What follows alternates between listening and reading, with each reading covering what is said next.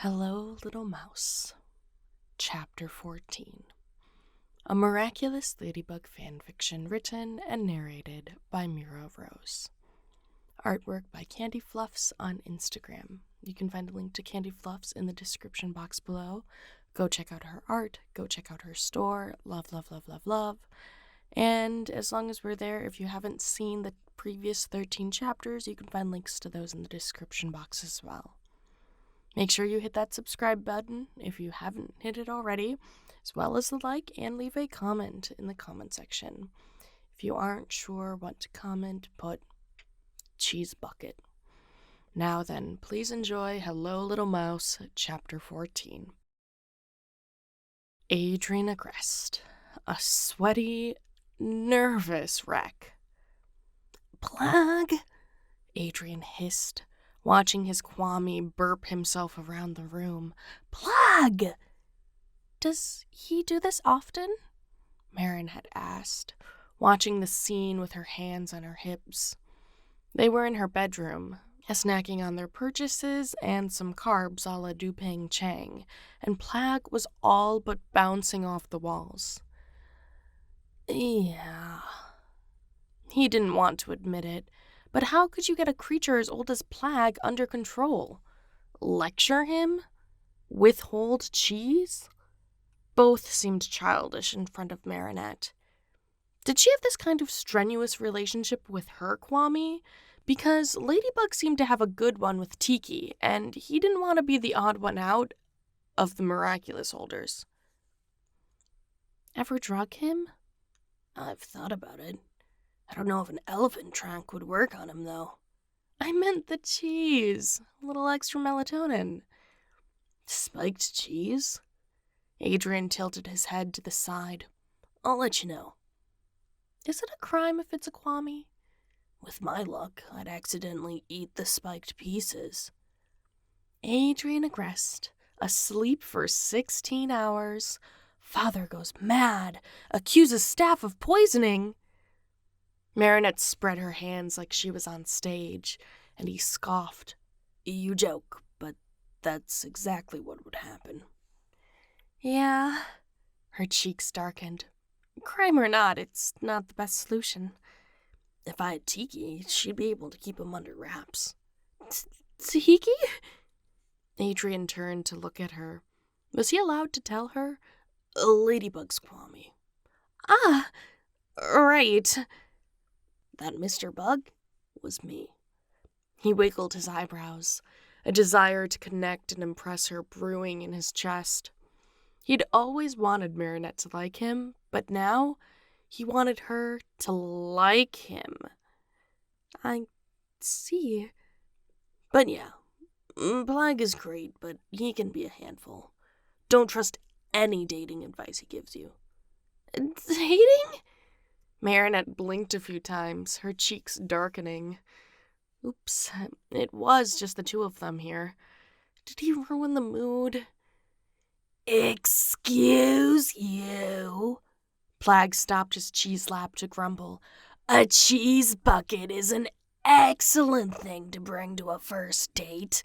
You can even have the date be a cheese tasting. It's perfect. Wow, that's... Adrien began, holding up a hand to dismiss his little partner's idea. That's a great idea, Marinette blurted out, stepping out of her chair to approach him. Plagg, he needs to give you more credit. I would personally recommend personalizing it, of course. I could offer my personal services, if you'd like. Actually, I personally recommend I do. Plagg moved his hand, held on his chest, to brag, out for a fist bump. The traitor. He refused to do it for him, and Adrien always felt a touch sore at its lack. But if Marinette liked the idea, could he use it? Well, wait, no, it's too soon. He just realized he liked her, and he hadn't seen Ladybug yet, so who knows how strong his feelings actually were. That and this soon? Like, if they got closer, he might not ruin what they had by asking her on a date, But he might ruin everything if she asked her now. Sure, he still had an excellent relationship with Ladybug after she rejected him, but that was different. Special. He'd always have Ladybug. He was sure of it. He'd fight for it. Never mind Ladybug. Marinette. Marinette was here, his little mouse, and he should focus on her, not his bugaboo. You're with Plagg on this one? What if we did that and binged at Disney? He swallowed. He couldn't be this lucky, could he? Without Ladybug in the room? As a date? Adrien knew it was the wrong thing to say as soon as it left his lips, and Marinette stepped back in surprise, or dismay, or despair, or who knows what.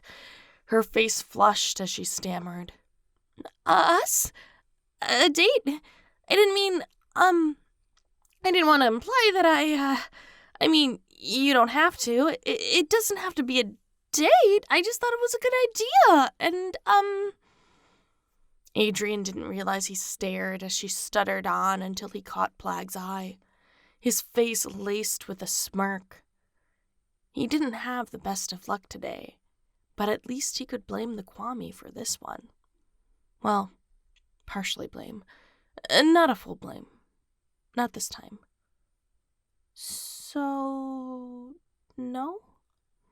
He tuned back in right at the end of her paragraph, feeling his head spin. Yes, he replied, unsure of what the correct answer was. Wait, really? Really? He echoed. Oh, cool. She looked at him, then away again. That's cool. Adrien looked to Plagg for help, and he sighed. I'm sure you two will have a great time, the Kwame said, rolling his eyes, but only if I get first dibs on the basket. Plagg, if you get first dibs, there'd be nothing left for us, Marinette laughed, tickling his belly with her finger. Oh. Had he agreed to Plagg's idea for the Disney marathon? Heat nipped at his cheeks, and he didn't know if he was relieved or anxious. Probably a bit of both. He'd missed the fine details, but he could bribe them out of Plagg later. From the looks of it, he had a date with the girl he liked. Adrien had a date with Marinette Dupang Chang. Thank you so much for listening. Part 15 is on the way. In the meantime, you can check out these other videos for more fanfiction. Subscribe if you haven't already. Hit that like button if you haven't already. And if you haven't commented yet, put Plagg's date idea. I will catch you in the next one. Bye!